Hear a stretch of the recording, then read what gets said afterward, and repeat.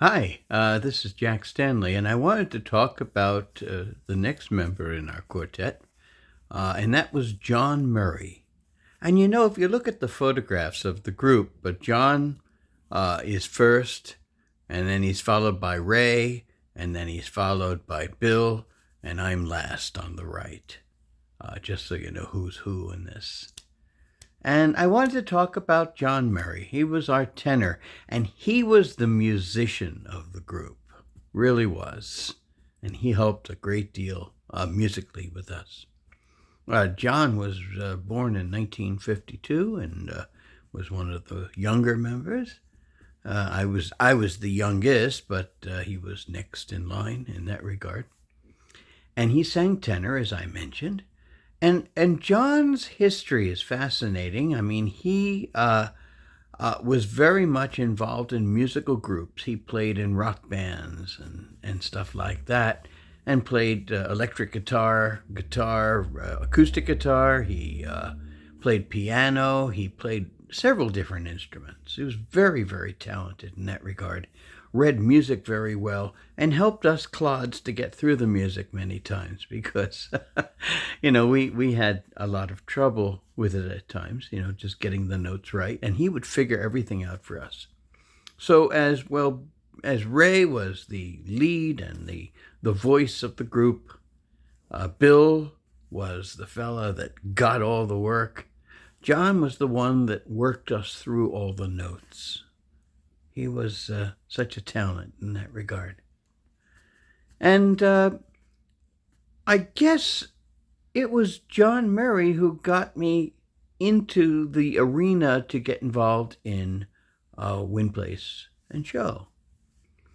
Because I started singing with John Murray and Don Dennis. After leaving another group, I had been in a group called the Ledgermen, and of course, he was in a group called the Late Night Special, and two of us from the Ledgermen and two from the Late Night Special got together, and we called our group the Late Night Ledgers. And that was, I think, in 1979, and that was just at the point where we ran into Bill. And I'll go into that further when I get to my part of this, but we started with Don Dennis as the lead singer, John Murray as the tenor, Bill Farrasano, of course, bass, and I was the baritone. And we started in 1979 making periodic appearances at the Meadowlands outside in the grounds. We hadn't advanced to doing stuff in the restaurants or anything yet. We were just basically starting. And he was feeling his way and finding his way to get us involved in so many different ways, which we would do in time. John was with us right from the beginning, and he stayed with us for quite a long while, until 1986, 87, because his work became far more involved.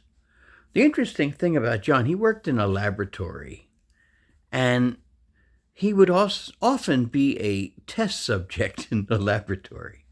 And when we would meet at Rutt's Hut, which is where we would meet to go to the Meadowlands, which is one of the places we went to so often, even to other things we'd go to, Rutt's Hut was the perfect place for us to have, dinner together, talk over things, have a couple of cocktails. Especially Ray had to have his martinis with 4 olives. That was the cardinal rule. And John would come in not dressed in his tuxedo like the rest of us. We always wore tuxedos. And he would come in his jeans and a T-shirt, and sometimes he was a test subject. And we would say, "What were you a test subject for?" And he said, "Deodorants." And so they'd give him some deodorant and put him in a hot room and make him sweat like crazy. And sometimes he would come in and he would be a little fragrant. And so get him in the bathroom and get him to clean up a little bit. And then he would go into his car and dress into his tuxedo. John was unique in that regard. John was funny. He was very talented, a phenomenal singer. He had an incredible voice. He could sing so high, and also he could just do all kinds of fun things with his voice, which was good. One of the things also I remember is that we got a job. Oh, when was it? Maybe 1982, 1983. And we were singing at a country club. Now, Bill knew the people at the country club. And we performed there, and they fed us. They gave us gabardines and broccoli. I always remember that, because it'll play a major part in the story. And we had a grand time. And they also gave us a house to stay in, so we could perform a couple of days there. And the thing is that Ray brought a bottle of Stingers. And also, we also brought some other cocktails and things like that and snacks. But we kind of got the munchies around 9 o'clock at night, 10 o'clock at night. And we had a couple of Stingers. And so we weren't too, shy about doing anything. So we all hopped into Bill's land yacht. And we drove over to where the gabardines and broccoli was, but the place was closed, so we broke in. Thank God the police didn't come. We stole the gabardines and broccoli and went back to our place and finished them off. We really had a lot of fun. And probably like 1 o'clock, 2 o'clock in the morning, we finally all went to bed. The next morning was very fascinating. Every room in this place had its own controls for air conditioning and heat. And obviously, John Murray was in interesting condition when he went to bed, and he put the heat up to 80 instead of putting it on cool. So he was drenching wet when he got up. And so when he got up, being as crazy as he was, as crazy all of us were, he put a pair of suspenders on and wore his underwear and came walking out. And then we just started singing just for fun. I think we sang an Eastern Airs song, I'm Gonna Live Until I Die. And we did this in the morning. I mean, it was kind of crazy, but, that was John, and that was Bill, that was Ray, and that was I. We did fun, crazy things. And John was a wonderful performer, a wonderful singer, and he really was a great, great asset to Win, Place, and Show. And I remember the various rehearsals and the various things he did. And he actually got us some jobs too, actually, now that I'm thinking about it. John got us some really good jobs by knowing people he knew. And another thing to mention about John is that he would sometimes make tapes for us of all the parts and stuff like that. So he was really so important in that regard.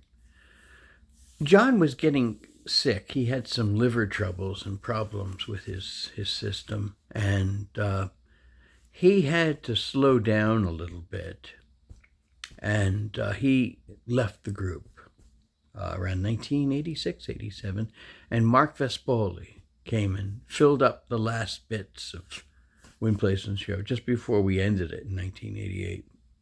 And then we started another group, as I've mentioned before in the previous thing, that we created the American Medicinal Spirits Company because we found a bottle of whiskey in John's place that was really old. That thing had been sitting in that closet for years. And so we, being crazy, we drank it. It wasn't bad. It was aged. and that led to that group. And then that broke apart. And we all kind of sort of went our own ways after that. John and I would sing in another group for a short while until I got offered a job at the Edison National Historic Site, which was like the job of a lifetime for me. I have always worked in the history of sound recording, so when something dealing with the invention of sound recording, the fellow that did it, Thomas Edison, I couldn't resist, and so I had to do it. It's a pity because we had gotten into this group that was really doing good, and that's the way the quartet crumbles, so to speak. And so after that, John went his way, I went my way, Bill went his way, and then we didn't really see each other too much at all. In 1998, John helped me. I was with Jerry Fabris, myself, and John Murray. We formed a group called the Three J's, or in a more fun way of putting it, since John was John Murray, so we called ourselves Peter, Paul, and Murray, just for fun. And we did that. We made a couple of recordings of that. I put some on on YouTube, which I might follow up with some of the stuff with some recordings. And then we didn't see each other for years. And then in 2007, we all got together, as I mentioned in Bill's recording, and sang. And that was the last time I saw John. And he wasn't well, and he